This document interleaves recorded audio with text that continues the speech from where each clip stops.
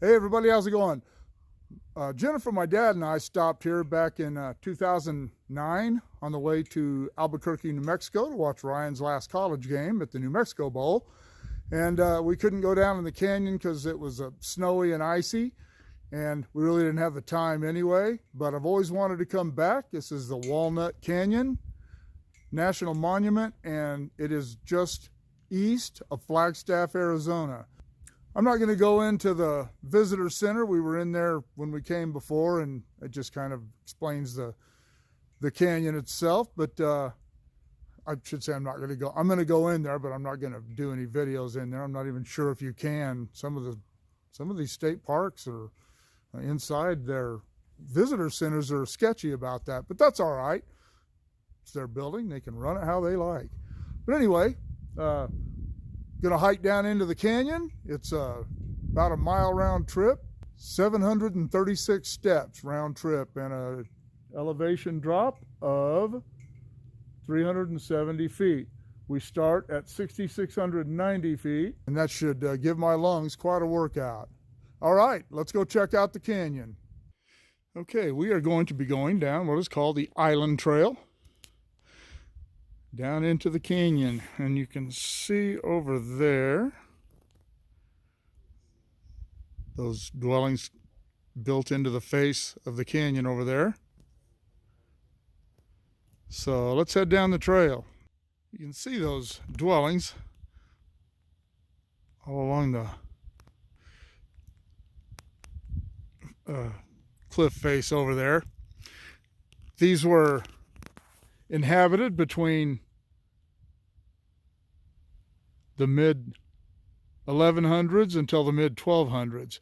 The natives who lived here actually farmed up on top of the canyon and got their water from the creek at the bottom of the canyon. Can you imagine having to negotiate that terrain every day to get by? We're a sturdy people. Should have brought my gimbal, but I don't want to have to carry a whole bunch of stuff up and down this. See that these stairs are no joke. This trail, along with many of the structures, fences, and other things that were done here. This national monument was established in 1915, but during the Depression, the Conservation Corps, or the Construction Corps, I can't remember, the three C's that President Roosevelt established, sent men out here, and they built all of this stuff. All right, we're just about the same elevation as the dwellings now. And I was reading some more about this, and it said that there was a volcanic eruption near Flagstaff about 1,000 years ago. And the people who populated that area at the time lost their homes and their fields, or all the things that they had been establishing for some time. And that is what caused them to migrate this way. And they said that the population of Walnut Canyon was as little as 45 and as many as 400, which doesn't sound like a lot, but when you see the size of those dwellings in the cliff faces, there's not a lot of room, and there aren't that many of them.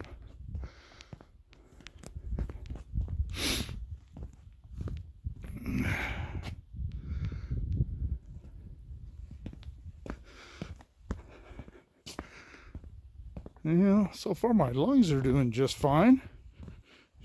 My beat up old knees are starting to hurt, but that's all right. The real test will be going back up for my lungs and going upstairs where my knees are concerned. Going up is easier than going down. But as I said, my lungs will not agree with that statement. Cool little shelter here. According to this sign, that's exactly what it was.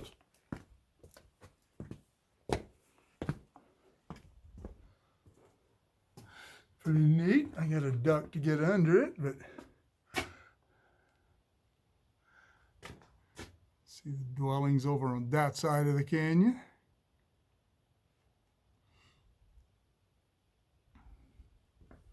Cool. There.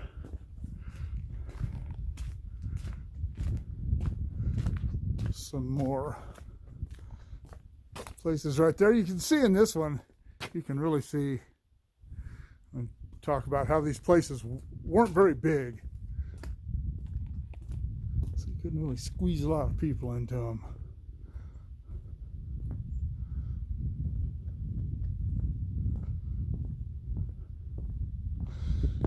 And we have people who complain about studio apartments. All right, going on under another alcove up here. I was reading this sign over here, and it said that all of the dwellings on both sides of the canyon were made in these little recesses and alcoves like this, and that in total there were about 300 dwellings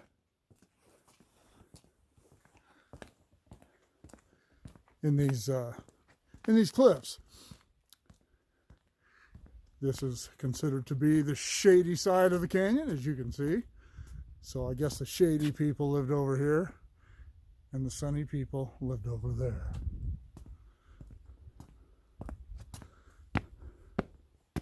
It also did say in one of the things I was reading about, some more rooms,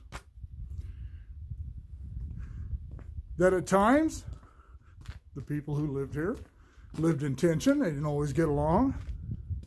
And that there are a few different Native American people who claim the history of this place. I don't know anything about that, just what I read. But just proves that human beings are human beings. Oh, that's cool. Got a little door there at the end. Looks like they were probably wealthy. They had a patio. Well, this little painting right here kind of give you an idea of what these would have looked like when they were completely walled in and had doors on them and such. And you can see how they used, or how they created ventilation to keep the smoke from their fires from choking them. And here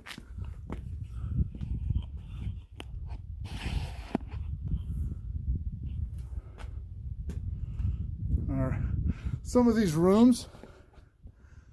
You can see here's the door that went in. They would have, you can see this would have been where they left the bottom open for ventilation, and then the upper vent there.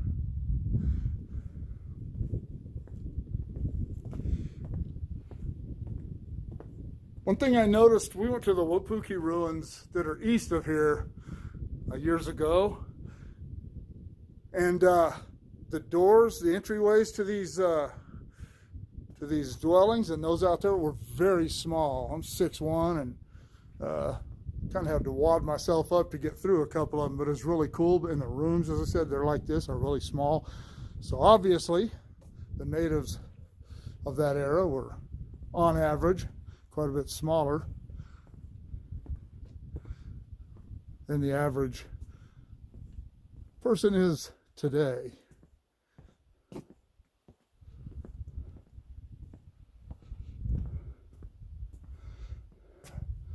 That one there is absolutely spacious.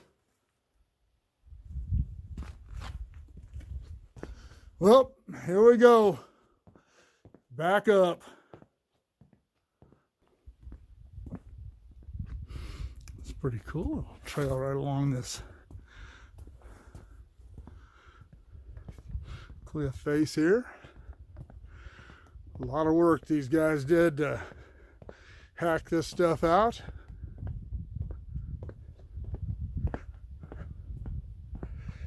Youch, stay away from that.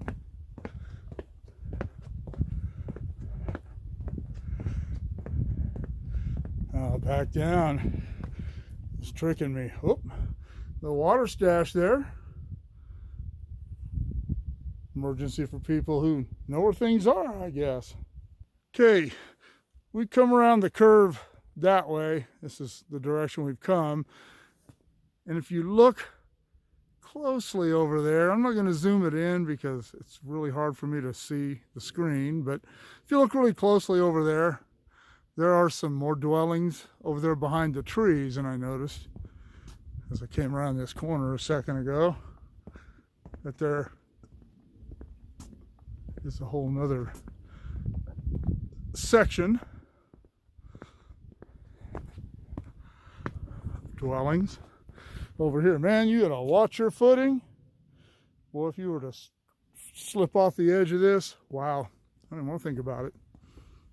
So if some of the video isn't real still or focused exactly on something, forgive me. I'm watching where I am going.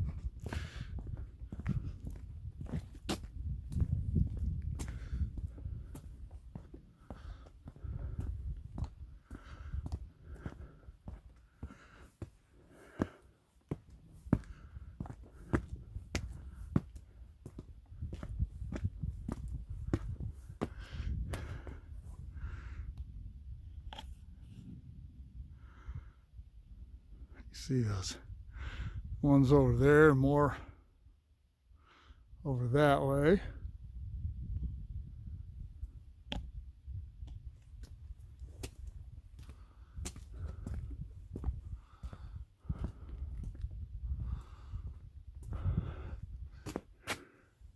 One of these days, that's going to slough off, and I hope no one is walking by here when it happens. Oh, here's another alcove with the ruins. This one's pretty much all gone except for the rocks.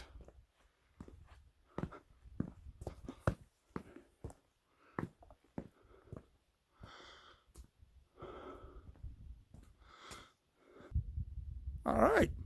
Sydney from Minnesota and Zoe from Flagstaff. Just had a nice conversation with them. Earlier along the trail, I met a couple named Mike and Nancy from Rhode Island. We sat there and shot the breeze for quite a while, and I just talked with these gals for probably 5 minutes or so, and nice girls. But anyway, when I walked around this corner and saw this, it tells right here what happened. People came here and destroyed all this stuff in the 19th century looking for artifacts and souvenirs and anything worth anything. And back in those days, even the Egyptologists will tell you, that was actually a promoted thing to do. It was popular and wasn't against the law. Thank God somebody saw fit to change that, where people can't just go willy-nilly tearing things up anymore. All right. I am not going to be able to talk going up these stairs, I'm sure. Well, my phone just cratered again from 50% to 10% and shut itself off in about a span of about 5 minutes. So it looks like I'm going to have to go buy a new phone when I get to Phoenix. I hope you enjoyed the tour that I was able to give. I'm not going to be able to give it all, but you saw pretty much everything. Now I'm on my way back up. All right, keep shooting me the ideas. Drop in the comments below. Shoot me an email at motorpoet59@gmail.com. Like, share, subscribe. Click on the bell if you want to be notified of future content. And we will see you all at the next cool place.